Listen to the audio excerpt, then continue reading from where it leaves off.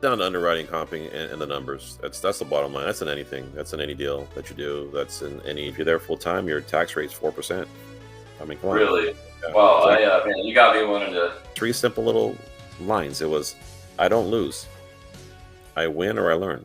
Hi, and welcome to episode number 8 of my podcast, Real Impact. Today I have on my friend Zo. He's a gator and PML, and just overall great guy and a go-giver at heart. So with that, let's get started. I'm a VP of sales for a medical supply company, a national company. Been doing that for 20 plus years at that capacity for almost the majority of those. And on the real estate side, I've been in real estate for a year. Been a Gator since September. I think it was September, October of last year. Been doing that. Started with the good old EMDs, and from there just kind of progressed, pivoted into other avenues, other spectrums, and we've been really really cool, just get to meet people like yourself and others throughout the community, and just trying to be someone who is easily accessible. My outreach is to help those that are coming in, whether it be new, green, or even someone experienced. We all have different superpowers that I'm just trying to add mine to the mix, so we all can be very powerful as we go into things as a collective. So that's pretty much it, man. Now, going deeper into this real estate thing and just on the lending side, I'm more now at the tail end of it, where in my journey, I am now looking to do what I think we all came in to do, joining this community, is acquire properties, assets, brother. So I'm looking at, I got a primary market. I'm looking at also a secondary, building out systems and structures to do that, and that's kind of where I'm at. So again, full circle, man, to look back a year from now, just to see what I've accomplished or what I'm about to accomplish, and not just that though, but seeing what others are doing as well too, and able to enjoy their successes is awesome, man. It's a great thing. Yeah, absolutely. That's pretty incredible what you've accomplished in just a short, so a little bit over a year, right? That you've been in the It got gator. started. It really got started, honestly, probably April. April was really got started on that side of it. The first 3 months. I mean, Gator back when we got started, it was cool. I mean, but it was still kind of like I like to call it the Wild Wild West. Pretty much we were trying to understand what we had, what this thing was. Pace wasn't, and no fault to him. He's doing so much stuff, but wasn't really involved in the beginning stages of Gator around that time. It was stressed on Molly's shoulders to kind of get it going, and then we had some leaders that were just Gators that kind of propelled themselves to a leadership role, and we kind of went from there. But yeah, it was cool. It was cool and a little dicey, but it was cool, man. And we knew that. I know for me personally, I knew by joining, I really joined Gator to be part of the community. That was the main reason why I did it. If I did a deal or two to make some cash and offset my entry fee or whatever, that was cool. Now I'm on house money. Let's go out there and kill it, right? But my main reason and motivation to join Gator was to be part of the community. And fast forward now, I mean, just seeing it grow is just like, it's just awesome, bro. Like, just to see what we all can do together, where it's no longer, hey, you're sub two, I'm Gator. We're premier mentorship. You guys are redheaded stepchildren kind of, mentorship. It's kind of how it was when you first got started. The interaction with sub two wasn't, 100, just because, yeah, there was a separation and divide there. Now it's just all inclusive, bro. Like, we can all just cut bread and do deals together. And shoot, there's a whole lot of sub two guys that are all Gators now too. So they all came to the dark side, with us. So I like it. Yeah, I definitely want to get into that gator. What to look like, things to look for, because like I know that you really like to help like the newer Mhm. people that get into the community. Like I see you really active in the Facebook group and just welcoming all the new people that come in and sharing your knowledge and resources with them. So that's awesome to see. And I want to ask you, so like, what inspired you to actually get into real estate? Because you are, I guess, relatively. I mean, it seems like you're really experienced now, but you're still kind of, I guess, relatively new. So what? I guess what was your inspiration to get into the real estate side of things? Chance, to be honest with you, bro. I'll tell you, it was chance and timing. That's all it was. In my W-2 and my personal, my private life, I work. I also do. I'm self-employed. I got consulting that I do on top of my full-time employment, where consulting on exactly what I do. Medical supplies and things of that sort. I also got a small business as well. So it all started from there a year ago, when everybody came to us and said the world's going to end, unemployment's going to be double digits, recession's here, scale, scale, scale, like it's going to be the worst thing ever, all that good stuff. So I'm like, all right, well, let me see how I can scale it. I don't want to lose anybody. Let me see how I can survive this thing that's going to come, this wave that's going to come, right? I went to Grant Cardone, the good old Grant, just like, hey, what do you have, right? So he had his little sales marketing funnel thing for to sell, and I'm like, all right, I'll give you a chance, Grant. Let's see what we got, right? So I buy it, I put it in place. Doesn't work. So if Grant's listening, I apologize. It didn't work for me. What I was trying to do. But without that, and again, and without the algorithms, I don't know what it is, right? So, but after doing that, my phone was just flooded with pace videos. Like, just like, who is this? Who is this pace guy, dude? I've never heard of him. Never. Everybody knows Grant. Everybody knows Jerry. I even knew Ryan Panetta. Before I knew Pace, and he just floods my mail and all these videos. So I'm just, man, who is this guy, right? So you go in there, you go down that rabbit hole, right? So I'm watching his videos, and just that's where like everything just clicked, with what was going to happen. I've always been intrigued with real estate, but never wanted to go the traditional means of. I don't know, I thought that was the only way to do it: real estate, broker, agent, all that stuff. I'm like, I don't want to do that, right? So I go down that rabbit hole, and the guy is just, dude. I said it to his face too when I first met him. I go, do I man crush on you? I think everybody does. I think no one will admit it, but you sit there and watch his videos, and you're like, dude, this is it. This is what needs to be done. So I initially actually was going to join sub two because Gator wasn't offered back then. So I called for sub two, and then speaking to the rep and knowing who I am, and knowing what I have in front of me already with my job, and what it entails to be a sub two student, I'm like, man, I can't do it. This is too much, right? I go crazy. I'm going crazy now. I go crazy, like super crazy then. Maybe 2 weeks later, I think Gator opened up, and I was like, damn, here it is, my chance. I want to get in. Again, I wasn't even thinking about lending. I'm like, I got cash. Let's see if it works. Let's see if this thing, really works. But I wanted to get into the community. That's what I wanted to do because I believed in pace and everything that, I had initially saw, from the superficial. And then when you get in, you see it. I'm like, oh, bro, this is the real deal. And then you see it grow and you amass and meet people like yourself and others, and just having great relationships beyond all this, and it just makes it a lot easier to go into something where it can be a little bit scary. I mean, everybody comes in with skepticism. It's just natural. It's just what it is.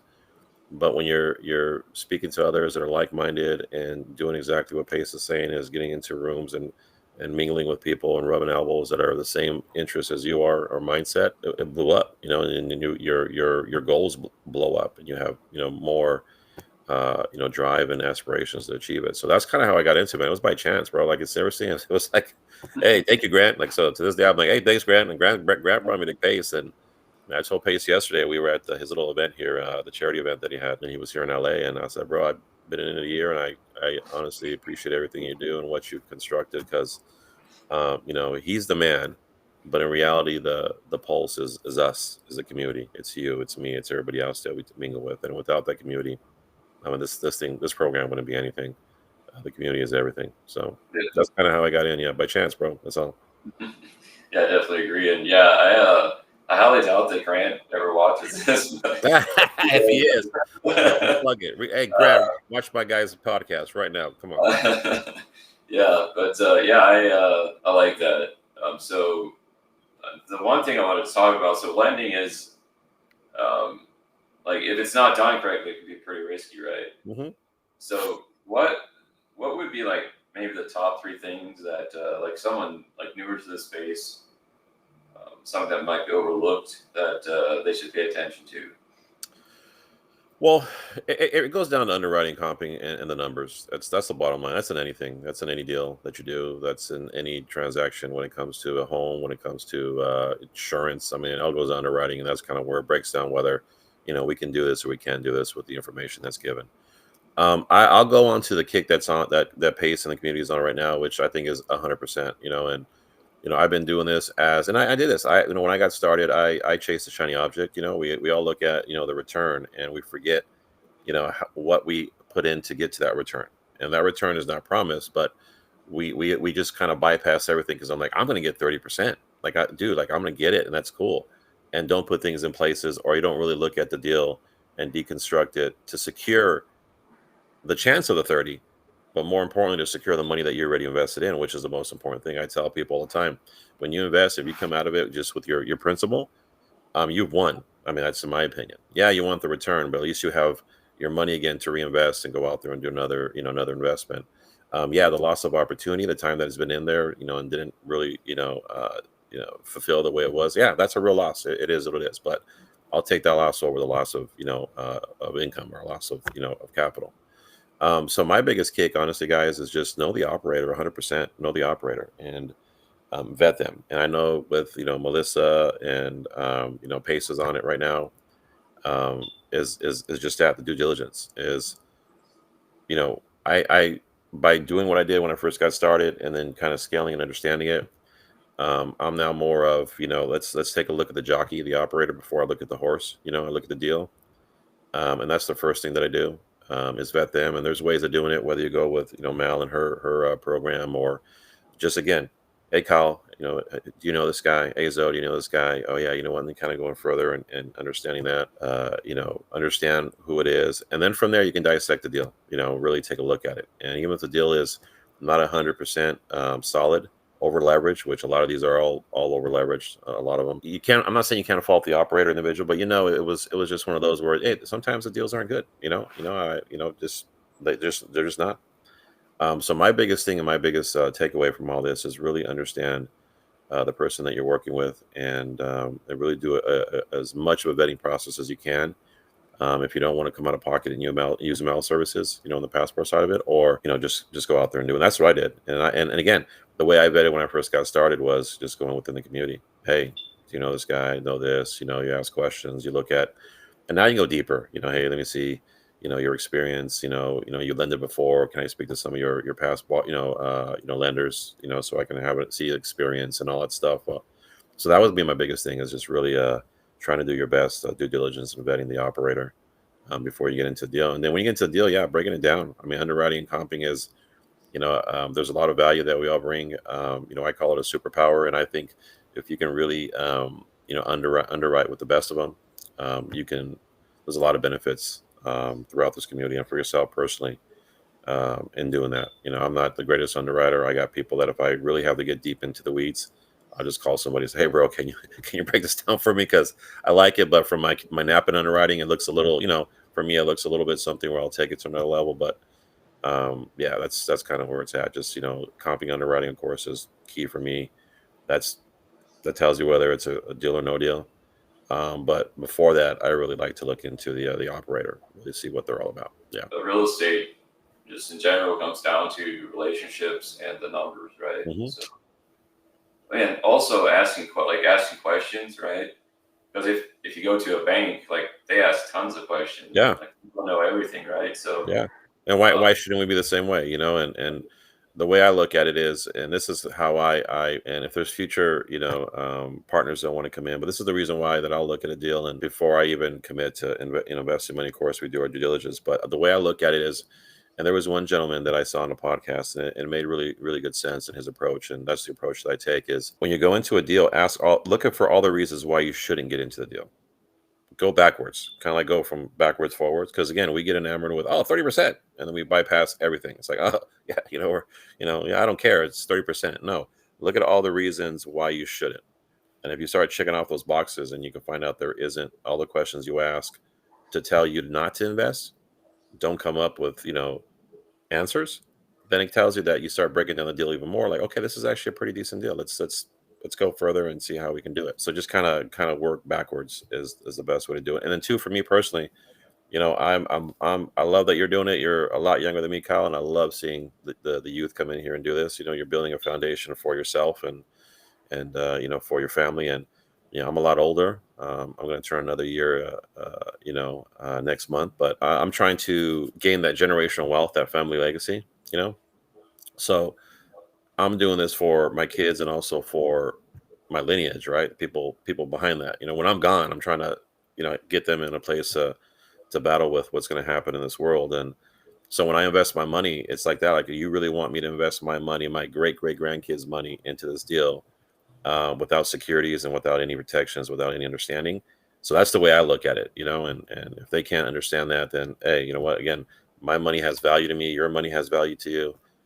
If this person doesn't value it the same way I do, then we're not a good match. We're not a good partnership at that point. So that's kind of how I deconstruct the deal. Is kind of look at it as, again, the operator, all the reasons why you shouldn't, and then if it gets like, okay, everything seems good, one and two are checked, then this money that I'm investing, how do I protect it? Because it's not my money; it's my future generations' money, and I'm not gonna risk their money.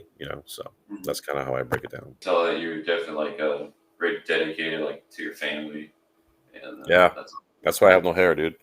I like. So you said you have a birthday next month. What day? Is it December? Yeah, I'm the 19th. I'm a Saggy, and you know, um, I got two kids as well, a lot older, but they're also Saggies, the 11th and the 14th. So it's party time in the Guzman family on December. Yeah. Yeah, I like it. I'm actually just a few weeks after that in January. So Alrighty.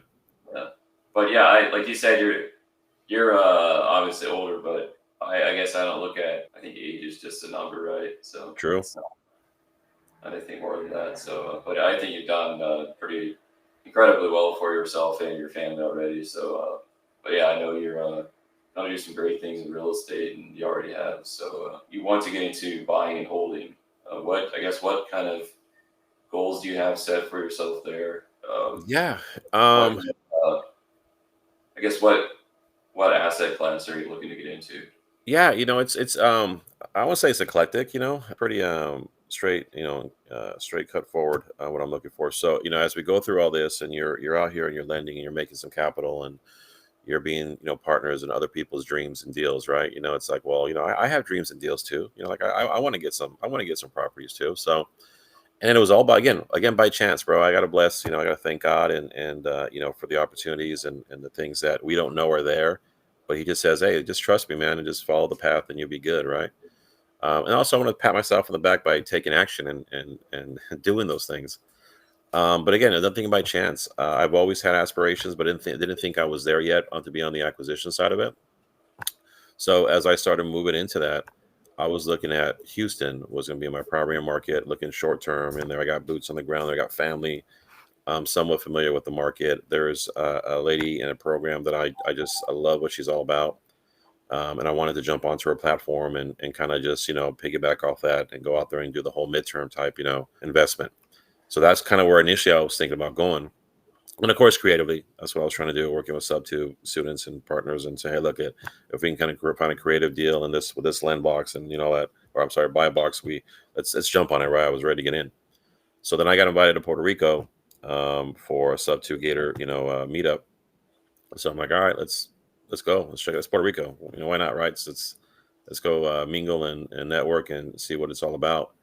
And then when I went there, and then how things kind of evolved with Pace showing up there with Vina, Marco, and with Jerry and this hotel summit, and then the opportunities that are there, and all the things that come with it, just changed everything. Went from, again, I'm gonna lend again to people in Puerto Rico for investments, to like, okay, no, screw that. Like, I'm gonna put my own stuff together, and we're gonna, they're gonna lend on my deals. It's time to pony up, bro. Like, let's go. Let's partner on this, right?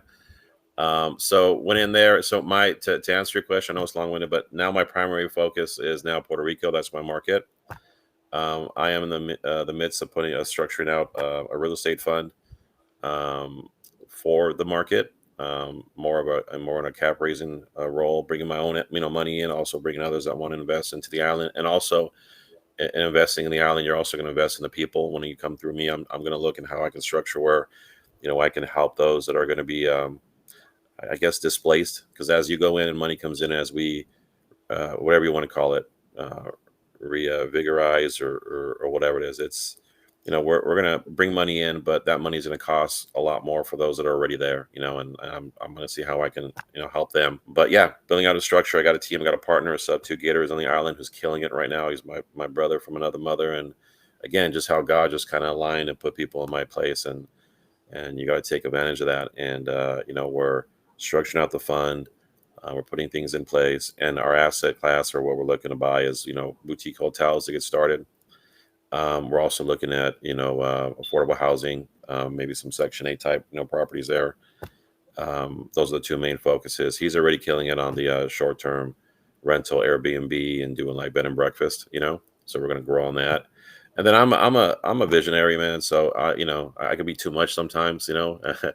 So I'm looking at maybe buying some businesses out there more on the servicing side of the hospitality side, because I know when people jump to the island, when they get the green light to go in there and invest, first I want to be there before they do. I want to be on the ground running, and kind of go there, and also too to establish those things because I want to be a service for them. So I don't think anybody, if you were to go to Island and want to buy a property there, I don't think you want to operate it. You want that passive. We all want that passive income. So I want to be that person, or maybe that's how I can empower the people that live there to maybe work in that service sector, and also service my fellow students, in what their investments are, whether it be property management, whether it be whatever it is, cleaning, whatever it is. I want to do that so that when they get there, everything's all set up for them. So it's just all taken care of for them, and we can do that. And then with the money I make, I can, empower and lift and employ hopefully some of these individuals there and give them an opportunity to fight, man. Because yeah, when that money comes in, right, that American money comes in, the prices are gonna go up just naturally. It is what it is. So that's kind of my asset class, I guess you can say, is a multifamily conversion more to to boutique hotels and some affordable housing, and which works out because the chart yesterday, they're looking for homes for just that, for those that are homeless. And I know they're in 46 states, not all 50. But again, my wheels start spinning. Hey, why can't we do it in Puerto Rico? It's a territory, let's see if we can do it there. So again, just constantly going. It's just constantly going. Good thing, bad thing. Yeah, that was man. There was so much good stuff there. I'd like to get into that. It's what you just said a little bit. Like you went to Puerto Rico for the It was just meetup. a sub two meeting. It was sub two Gator meeting. That's all it was. It initially was promoted as that. I guess Jerry and Marco and Vina were talking at community camp in Montana when they had the big whole community camp about doing something on the island, because Jerry's big and he lives there, and he's doing his hotel there. And I guess they've been pitching pays for the longest to go to Puerto Rico. There's actually a series between him and Jerry that, if you find it, my wife found it, that they talk about it, and of course Pace is giving him a hard time. There's iguanas there, bro. I don't invest in there. That's not my market. All that good stuff. But I convinced them at the last minute to come to the summit. So we changed our plans and stayed longer so that we can go to the summit. Had a good time. He went to the meeting with Jerry and Vienna. They're all at the sub two meeting afterwards, Gator meeting afterwards, and again, just being in close proximity of that. And he sees it. He sees the opportunity. I mean, it's one of those things where you have to go to the island to understand the opportunities. Jerry can pitch it all day to you. I can pitch it all day to you. You really have to go and take a look and say, wow, yeah, there is a lot of opportunity here. And then that's one. And then two, the way the deals are structured, they're all structured creatively or by term seller finance. So I mean, that's what we're all here. We're in the creative world for it to be creative with it, right? And that's pretty much the norm over there. And then three is the icing on the cake, all the incentives that are being brought down by the government and given to us for investing and bringing our money onto the island. So to me, it's a no-brainer. It kind of like just clicks, all the boxes to get started. So I'm like, hey, let's do it. That Yeah. was actually that you answered that my next question perfectly. I was going to ask you like what are the benefits to investing on the island? So you answered it perfectly. So Yeah, it's abundance. I mean, 95% of the island's zoned opportunity zone, so the whole entire island's up for grabs. Again, the creative side of it, everything's pretty much terms, and then the third part of it is just, I mean, if I'll give you guys a little homework to do. Act 60, ACT 60, look it up. It breaks down all the tax incentives that are offered by the government, the Puerto Rican government, from hospitality to agriculture to green to manufacturing. There are so many things. Whatever you want to do on the island, find the act for it, and it'll tell you all the benefits in going to the island and kind of running the operation or whatever it is through the island. Dude, they even have a young entrepreneur type tax incentive. Someone, I don't know what the, I think it's 28, 20. I don't know what the age is, but if you're below that and go in there and structure your entity through the island and do that, dude, you get tax incentives just for doing that. Like they got Really? set, yeah, they got so many things. Yeah, they're just trying to bring money in. It's because their biggest import is, yeah, it's cash. It's tourism. It's the money, and they're finding ways to do it. And it's weird how it works. I mean, it is part of the U.S., so everybody, all the agencies still control it and overlook it. But yet they have their own way of doing certain things. It's just it's a little bit of the same but different. To the point why a lot of people go there to the island on the personal side is, I mean, if you're there full time, your tax rate's 4%. I mean, come on. Really? Yeah, Wow, exactly. man, you got me wanting to get Yeah, into look that. into it, brother. Yeah, look into it. Yeah, It's yeah. incredible. Yeah, they all do it. And again, that's why you got expats over there. You got a community with a lot of individuals from the states that are going there. You got companies and organizations that are building up manufacturing plants there because again, to empower the individuals, give them employment, but also too is just the incentives that are given there. And again, these aren't. I mean, they're not loopholes. I mean, these are incentives. These are reasons to go there. So why not take advantage of the reasons? And there's a Yeah, there's a there's a benefit. There's a win on both sides. By doing so. yeah, absolutely. Yeah, I just want to shout out the communities that so Pace and Vina and Jerry, they kind of have, like, it seems like they just attract like certain kind of people to their communities for the most part, and it's awesome to see how much they pour into those communities as well, like doing all these different meetups and just so I'm part of the creative group, Pace's creative group, and I'm also part of Vina's multifamily group, and just to There you see how go. active they are in those groups, it's pretty incredible to see that. It's awesome, bro. Like I said, it's and again, to sit there and see people doing it big and your mentors or whatever you want to call it, or people you look up to, and then afterwards just to rub elbows with them and have a personal conversation with them, to the opportunity to go to Jerry's personal home afterwards and have a mastermind and just talk. And I mean, it's just again, just rubbing elbows with Pace yesterday and just seeing who Pace really is. The humble guy, and is really all about his community and will take all the time needed to talk to every one of us if he can. And it's easy for us to follow suit, and it resonates. Well, I know for me personally, because I'm 100% go giver. Again, I'm telling you, I get more joy seeing someone receive a gift and open a gift than me receiving one. I will praise your wins all day, every day above my wins. It's just and it's just who I am. And so when you could join this community and see that our fearless leader is in the same mold and mindset, it's just easy for us to fit in, man, because it's just like, okay, well, this is where I need to be. This is where I can use the values that God instilled in me to really do what my intentions were. I mean, my intentions were to help as many people as possible. I feel, and I feel so much joy for it. I connect people on stuff that there's nothing in return to me, monetarily or whatever. It's, bro, like, look, I want to help this person get his deal funded. I want this guy to get proof of concept and get into a deal and make some money. Hey, bro, high five, boom, off to the next one. That's pretty much it. Like, there's like, that's bottom line. That's it. I just want to give people the chance for an opportunity and succeed. Awesome. Yeah, I really appreciate you for being the go giver that you are. Yeah, thank you. And yeah, what was I gonna say? I had a question for you Oh, to kind of sorry. set Did I, my did I mind, but did I kill it for you? I'm sorry, Kyle. I know I get long winded sometimes, so I no, apologize. no, I love that. I love that. I could just listen to you all day. But yeah, we're kind of getting towards the end here. Mm. I do have a question. So one question I like to ask is, like, how do you approach challenges or setbacks? How do you look at that?